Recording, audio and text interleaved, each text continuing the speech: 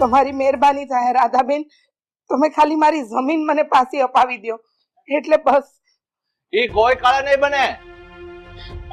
ને કમળા, તારી હિંમત કેવી રીતે થઈ મારા ફળિયામાં પગ મૂકવાની? હાલ નીકળ ઘરની બહાર. તમને તો ખબર છે હું ગરીબ માણસ, મારી પાસે બીજું કાંઈ નથી. મારી સોડીના લગ્ન છે, મને અપાવી આપી દો ને મારી. બસ કમળા, આ તારી સોડીના લગ્ન હોય કે ન હોય, હવે તારી સોડી મરે કે જીવે એની હારે મારે કોઈ લેવા દેવા નથી. અરે મુખી પણ મારી વાત તો બસ રાધા, તારે કઈ નથી બોલવાનું.